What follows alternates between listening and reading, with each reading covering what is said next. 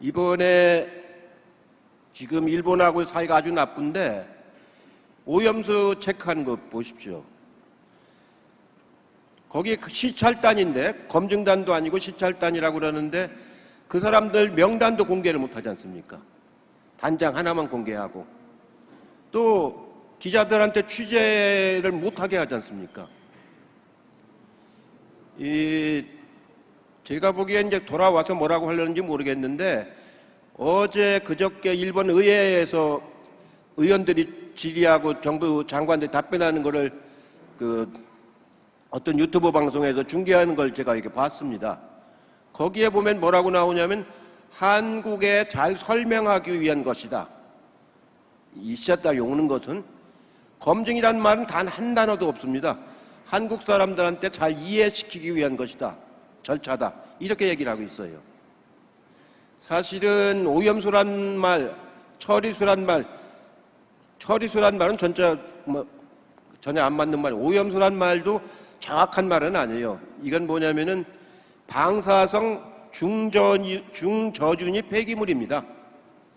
우리가 이제 원자력 발전을 이렇게 하면은 이 연료봉이 있거든요. 이게 안에다 꼽아놓고 이제 이렇게 가동을 하는데 그 가동하려고 하면은 이게 열이 나기 때문에 냉각수를 둬가지고 이제 시키고 일하는 사람들 장갑이라든가 모자라든가 이런 것들 이제 그런 것들 다 모아가지고 그걸 중저준위 폐기물이라고 합니다. 그걸 모아서 이제 보관을 해두는 거거든요.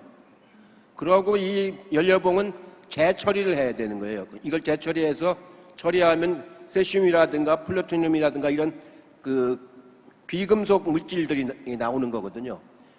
그 중에서 플루토늄을 가지고 원자폭탄을 만드는 겁니다.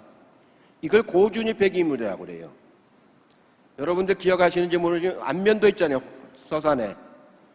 태안 앞바다. 안면도 앞바다에 옛날 심대평 지사가 충남도지사 할 적에 몰래 거기다가 폐기장을 만들려고 그랬었죠. 그러다 그게 들켜가지고 안면도 사람들이 다 들고 일어났었어요. 그때 문석호라고 변호사가 한 분 계셨는데 그분이 그 사람들 변론도 하고 저도 현장에 와서 그분들 말씀 듣고 그랬죠. 나중에 문석호 의원이 거기서 국회의원이 되셨죠.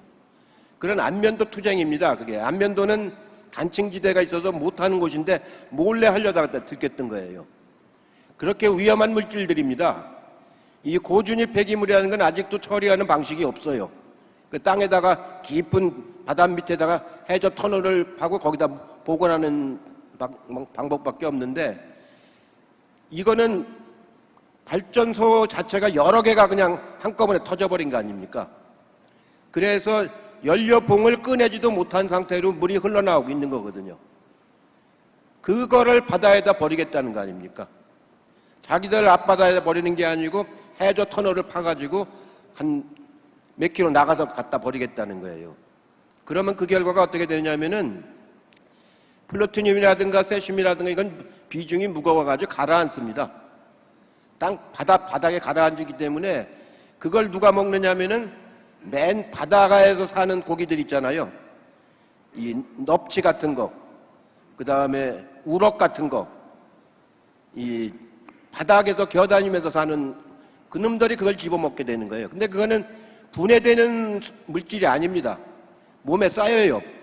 그럼 그 고기를 누가 먹냐면 그 큰 놈이 또 잡아먹어요. 자꾸 이렇게 잡아먹어가지고 먹이 사슬로 해서 최종적으로는 사람이 먹게 돼요. 그때까지 이건 수만 년 가는 핵물질이라서 몸에 농축된 대로 그대로 들어오게 되는 거예요. 그러면 그게 우리 DNA를 파괴하게 되는 거예요. 유전자를. 그래서 기형아가 나오는 겁니다. 이건 없어지는 물질이 아니에요. 그거를 버리겠다는 거예요. 그거는 절대로 해서는 안 되고 그래서 해양 투기를 못하게 하는 거예요. 근데 마치 우리 정부가 그걸 대변해 주듯이 지금 하고 있잖아요. 일본 사람들은 정말 믿으면 안 됩니다. 우리나라를 강제 합병했을 뿐만 아니고 아직도 사과를 안 할 뿐만 아니고 6.25 때 우리 때문에 돈을 얼마나 많이 벌었습니까? 일본이 패전 국가에서 그 경제 발전하는데 시드머니를 우리 6.25 때 전쟁 토막에 많이 벌었어요. 그리고 월남전에서 많이 벌었고, 우리가 어려울 땐 절대로 안 도와줍니다. 1997년에 IMF 위기가 왔었잖아요.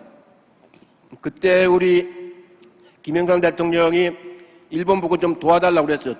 우리가 한 400억 불, 350억 불이 달러가 부족한데 그거를 IMF에서 꼬아와야 되는데 이자가 비싸요. 막 18%, 뭐 20% 그랬어요. 그래서 일본하고 수합, 교환을 하도록 그 합의가 돼 있으니까 좀 빌려달라고 그랬어요. 그랬더니 일본이 냉정하게 안 빌려줬어요. 한 푼도 안 빌려줬어요. 50억 불도 안 빌려줬어요. 우리가 망해야 자기들이 된다고 보는 거예요. 우리가 그걸 똑똑히, 제가 그때 우리 당 정책의장 했는데 제가 아주 여실히 그걸 경험을 했지 않습니까? 김대중 대통령이 당선은 되셨는데 외환위기 때문에 뭘 할 수가 없었어요. 그거 수습하느라고. 그 일본이란 나라가 그런 나라입니다. 그런 나라에다가 막 퍼주기만 하고 하나도 받아오는 건 없고. 일본이 우리를, 제가 당대표 할 적에 2019년도죠. 2019년도에 어떻게 했습니까? 우리의 가장 핵심적인 반도체 산업에 들어가는 그 소부장, 소재, 이걸 우리한테 안 팔겠다고 했던 거 아닙니까? 그래가지고 난리가 났어요.